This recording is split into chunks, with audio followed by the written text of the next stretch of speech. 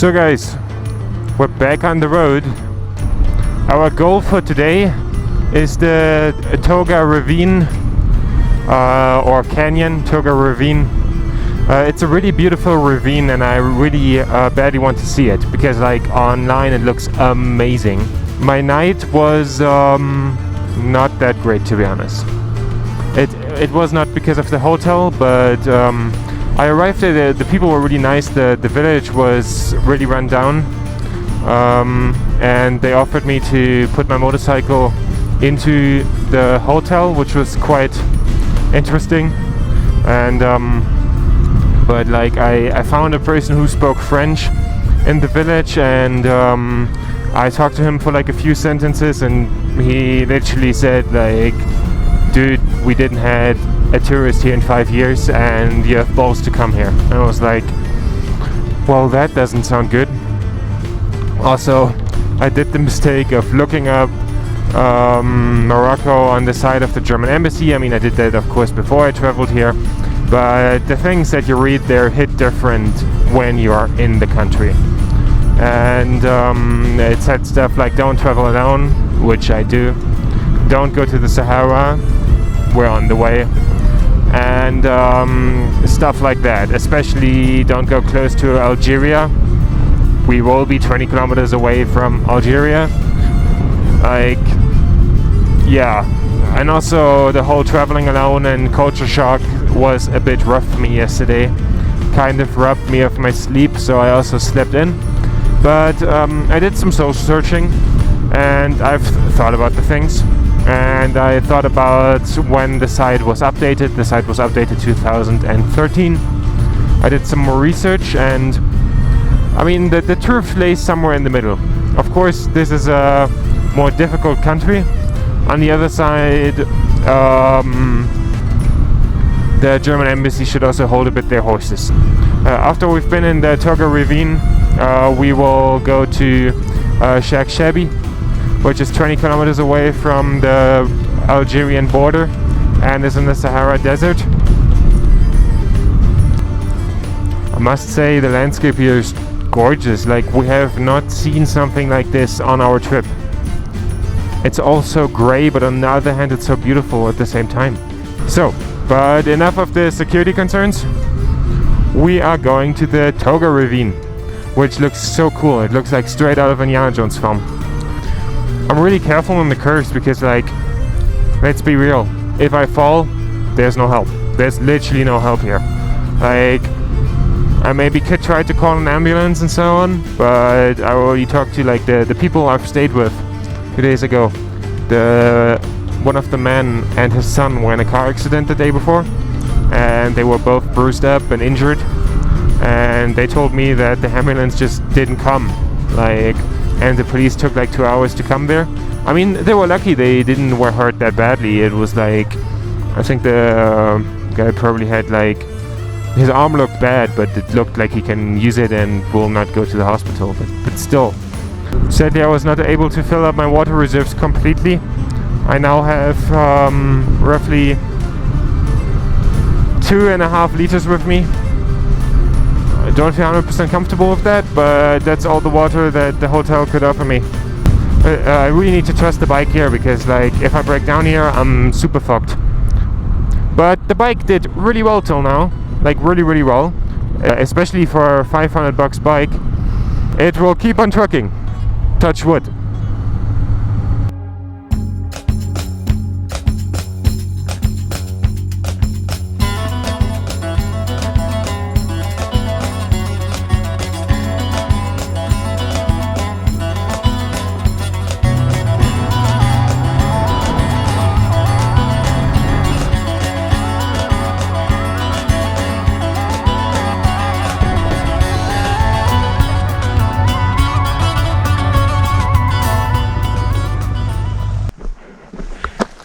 Sadly, my full water bottle just fell down. That's all good.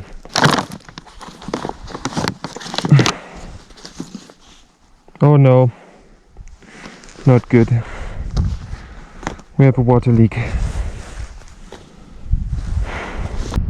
Slightly loses water.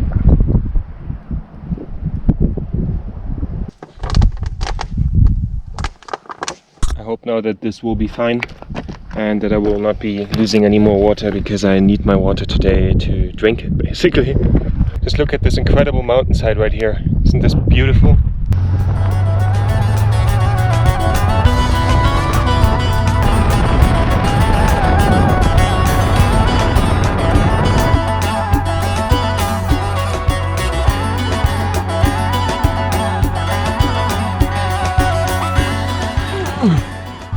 On our way to the ravine, or the canyon, we're going through this incredible landscape right here. And this is just so impressive here. Like, I know often on this channel I'm like, oh, this landscape is so impressive, but like, dude, this is amazing. This is unbelievable. Just look how weird this, beautiful this landscape looks with these bumps and curves. I mean, just look at this. It looks like a mountain has turned on its side. So incredibly gorgeous. I think I need to take another picture. A French car with tourists earlier came on the opposite side. So apparently there are other people from Europe checking this out. That comforts me. It feels like a different planet, to be honest. I need to watch the time, because I now had to make like 3 or 4 stops, and we still need to make at least 2 gasoline stops on the way. I don't want to arrive and act shabby in the dark. I mean, there are no words for this. I'm wondering how nature forms those, like, you know, like those waves in the earth. This is what I imagine Mars to look like. Ooh, there's some sheep. Look at this little sheep family. Ooh, the lake over there. It's so blue. I need to look at the road to not drive off the road from looking at all the landscape all the time. It's so crazy how often you see people here sitting on top of buses. This is an impressive little lagoon. The funny thing is, like, sometimes semi-trucks with weird cargo in Germany give me Final Destination vibes. And then have a look at this.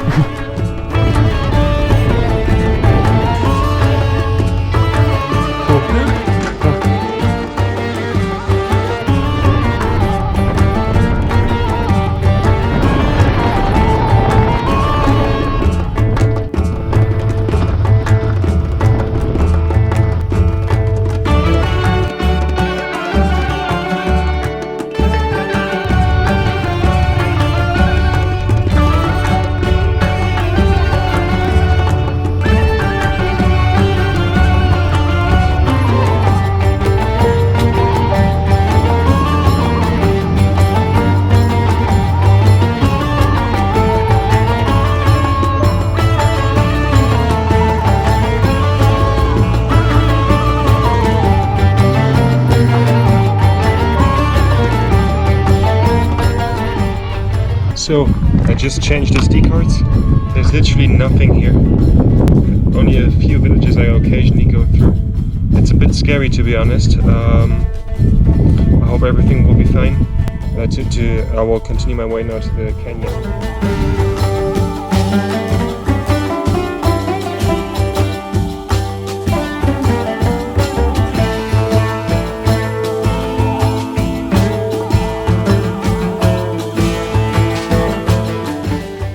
The view is one of the most incredible views you can have here. It's also crazy how, like, the desert and the mountains can be so close, like so on top of each other basically. We have 65 kilometers left to our destination. I must say, views like this make it worth it. Also, landscape wise, you can feel that we're getting closer to the ravine.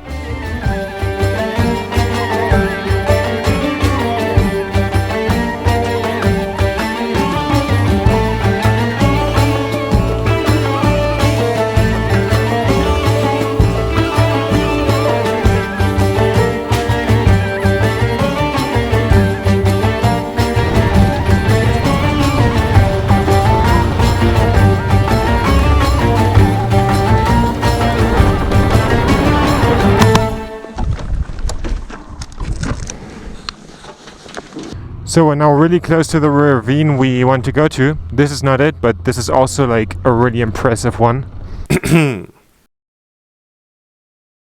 Oh my god. This is impressive. I mean, this ravine is so intense, it kind of brings you back to like playing Minecraft when you're 12 and there were those huge cliffs. Not saying that Minecraft is something for 12-year-olds, Minecraft is great in general. But it looks like those ravines. It's so incredible. So incredible that they apparently have like a little town in here. Also, it's actually quite busy here, which is quite nice for a change. Because usually I'm like always completely alone and there are a lot of people here. Also sadly I lost the lid of my camera. I now shoved a piece of paper in front of it to make it better. And later we'll see if the broken camera maybe has a similar part that I can just put over. This is such an impressive canyon right here. Oh, amazing! We drove through it! How cool!